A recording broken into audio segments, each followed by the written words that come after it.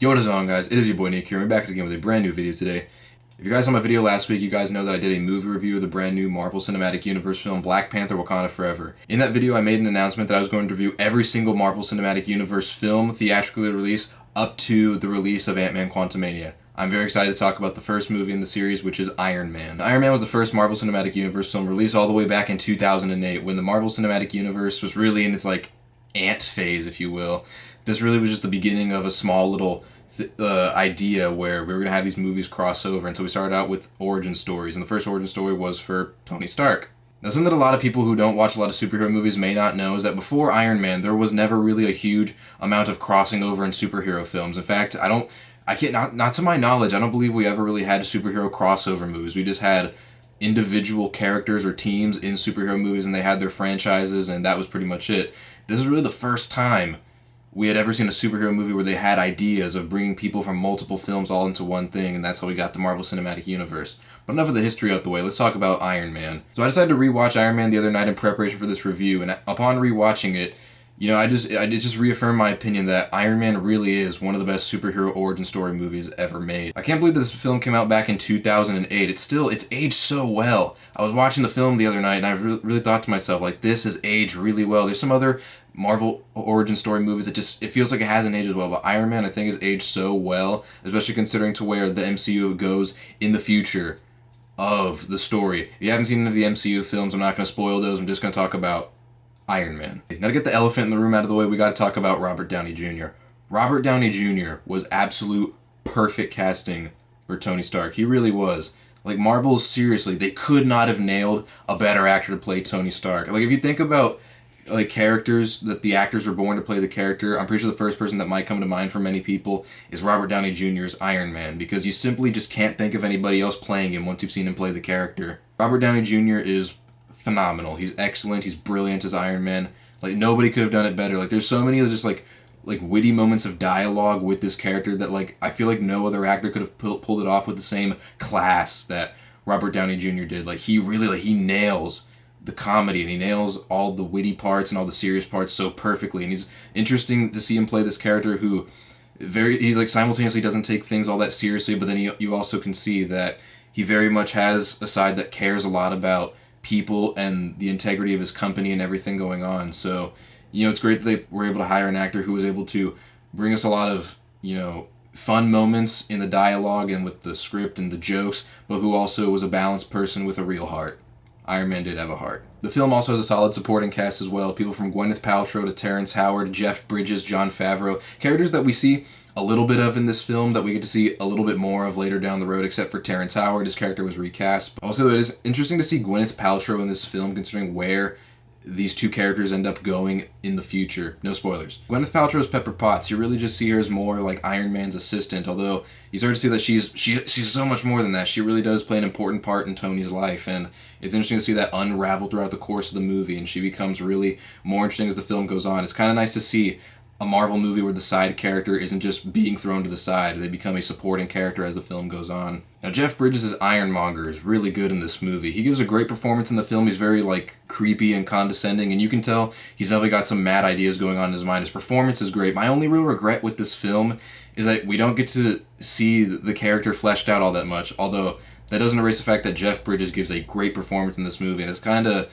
sad that we didn't get to see Jeff Bridges do more superhero kind of movies after this, at least not to my knowledge. But yeah, Jeff Bridges, great performance as the villain in this movie, even if the villain's arc isn't really fleshed out as much as it could have been, in my humble opinion. Let's talk about Jon Favreau for a second. So Jon Favreau, as many of you know, played the character Happy Hogan, who's really kind of he's got the Alfred to Iron Man's Batman, if you really think about it that way. Very charming character. You don't see him too much in this movie, but in the later movies you get to see him more, and he's a really cool guy. And as some of you probably do know, Jon Favreau also directed the movie. It's really interesting to see how the director of the movie also played an important character in the movie, but I feel like Jon Favreau did it so well. I feel like he's a character who really does understand Iron Man and everything that makes Iron Man tick. I really don't think they could have picked a better director to nail this movie. I really don't.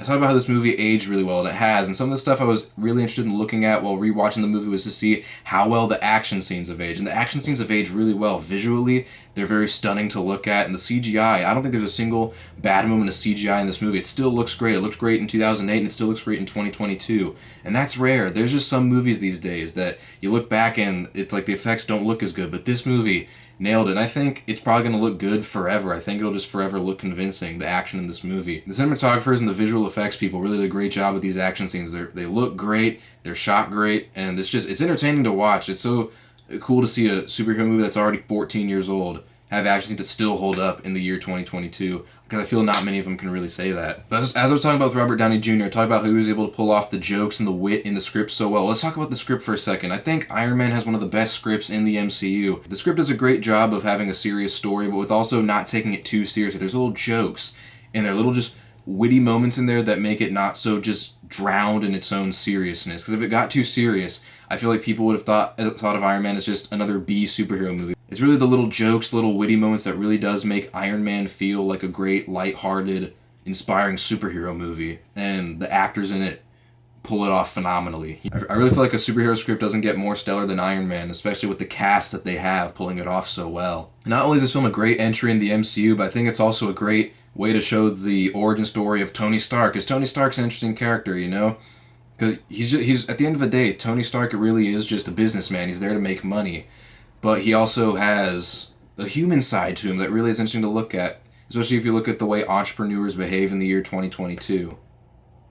Well, it's good to see that there are people like Tony Stark who do have a heart, and that they realize that not everything is about money. You gotta worry about the people too. So that really is an interesting moral complex to see within Tony Stark's character, to see the fact that he really does care about the people. It's not all just about the money. And you start to learn more about his character as the show goes on, especially how the story between him and his dad unraveled, and how that kind of shaped Tony into who he is. And really interesting to watch. No spoilers. Overall, Iron Man really is an amazing Marvel movie. It's one of the best superhero origin story movies of all time. I think to this day, even with like over 30 movies at this point, it's still one of Marvel's best movies, one of the MCU's best ideas that was crafted, and it was done so well. Again, my only problem with the movie is that you don't get to see the villain all too much. But at the end of the day, Iron Man still is a terrific superhero action film. I am going to give Iron Man an overall rating of a 9 out of 10. It's a very entertaining movie, and I'm going to give it a grade of an A. So I'll give it the same score as I gave Black Panther Wakanda Forever. And that should really show the quality of these movies. The fact that so many of these movies can really be like equally as great in terms of the quality, and then you can even decide which one you like more. So that was my review of Iron Man 2008. Tell me what you guys think about Iron Man down in the comments below. Share your thoughts and opinions down there. I want to know what you guys think. And make sure that you turn in the channel in a few days to watch me do my review of the next film in the Marvel Cinematic Universe, The Incredible Hulk. Hope you guys enjoyed the video today, guys. Leave a comment down below. Tell me what you thought. Hit the like button and hit the subscribe button. Hit the notification bell so you guys know when I upload my next video. And yeah, that's been it. Peace.